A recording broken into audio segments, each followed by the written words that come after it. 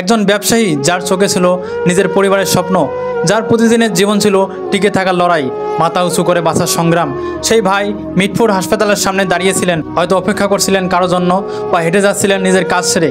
হঠাৎ কয়েকজন লোক এলো, চোখে হিংসা, হাতে লাঠি, পকেটে প্রতিহিংসা। একটানা আঘাত করতে লাগলো, লাঠি ও পাথর দিয়ে। রক্ত গড়িয়ে পড়ছে মুখ থেকে, শরীর নিস্তেজ হয়ে যাচ্ছে। লোকজন দাঁড়িয়ে দাঁড়িয়ে দেখছে, কেউ ভিডিও করছে, কেউ পাশ কাটিয়ে যাচ্ছে, কেউ তাকে বাঁচাতে এগিয়ে আসছে না। কিছুক্ষণ পর মাটিতে পড়ে থাকা সেই মানুষটা আর নড়ল না। নাম ছিল তার সোহাগ, কিন্তু সেদিন তার নাম শুধু স্মৃতি হয়ে গেল। এখন সোহাগ নাম ডাকলেও সেই ব্যবসায়ী ভাই আর জবাব দিতে পারে না। তিনি চলে গেলেন না ফেরার দেশে। একটা সময় ছিল মানুষ রাস্তায় কোনো সমস্যা দেখলেই ছুটে আসতো সাহায্য করতে। এখন কেউ অসুস্থ বা খারাপ অবস্থা পড়ে থাকলে মানুষ ক্যামেরা বের করে। আমরা প্রতিদিন প্রযুক্তিতে উন্নত হচ্ছি, কিন্তু আমাদের মন যেন দিনে দিনে আরও কাঠ হয়ে যাচ্ছে। আমরা আর কষ্ট অনুভব করি না, আমরা আর কাঁদি না অন্য কারোর জন্য। আমরা শুধু দেখি, ভিডিও রেকর্ড করি আর ফোনে স্ক্রল করি। একজন মানুষ মারা যাচ্ছে চোখের সামনে, অথচ কেউ দৌড়ে আসছে না, কেউ চিৎকার করছে না।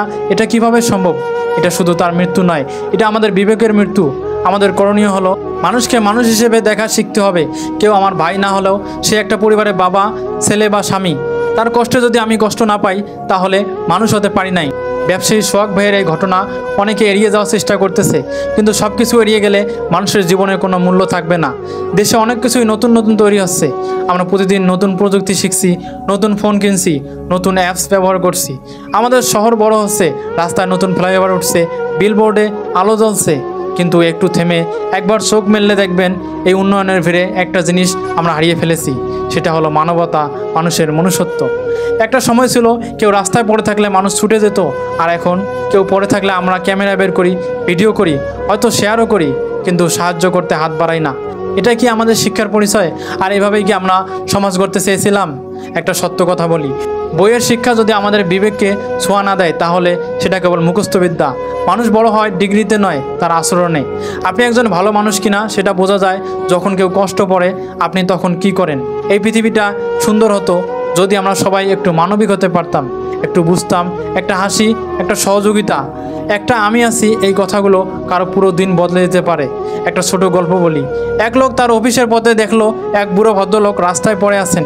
সবাই পাশ কাটিয়ে যাচ্ছে, কিন্তু একজন থামলো, তাকে পানি দিল, একটা সিএনজিতে তুলে হাসপাতালে নিয়ে গেল। পরদিন সেই অফিসে যেই জায়গায় সে চাকরি ইন্টারভিউ দিতে গেছিল, দেখেন ইন্টারভিউ বোর্ডের প্রধান ছিলেন সেই বৃদ্ধ ব্যক্তি। জীবন এমনই, আপনি যা দেন সেটা ঘুরে ফিরে আপনার কাছেই ফিরে আসে, হয়তো অন্য রূপে। এজন্যই বলি, মানবিকতা কখনো ব্যথা যায় না। ভালো মানুষ হতে হলে বড় কিছু করতে হয় না। আপনার একটা ছোট কাজ কাউকে আশার আলো দেখাতে পারে, আপনার চুপ থাকা কাউকে নিঃস্ব করে দিতে পারে। তাই নিজের বিবেককে জাগান। যে সমাজে সবাই মুখ ফিরিয়ে নেয়, আপনি সেই সমাজে মুখ ফেরানো একজন নয়, বরং মুখোমুখি দাঁড়ানো একজন হন। জীবনের বড় সাফল্য শুরু হয় ছোট একটা সিদ্ধান্ত থেকে। আজ আপনি ঠিক করুন, আপনি কেমন মানুষ হতে চান। স্মার্টফোনে ব্যস্ত থাকা একজন, নাকি মানবিক একজন যিনি অন্যের খারাপ পরিস্থিতিতে সবসময় পাশে থাকবে। আপনার সেই সিদ্ধান্তই একদিন আপনার সন্তানদের শিক্ষা দিবে। আপনার আচরণ হবে নতুন প্রজন্মের জন্য উদাহরণ। তাই আসুন নিজের আচরণে বদলে দিই আমাদের চারপাশ। নিজের দায়িত্ব দিয়ে গড়ি একটা মানবিক সমাজ।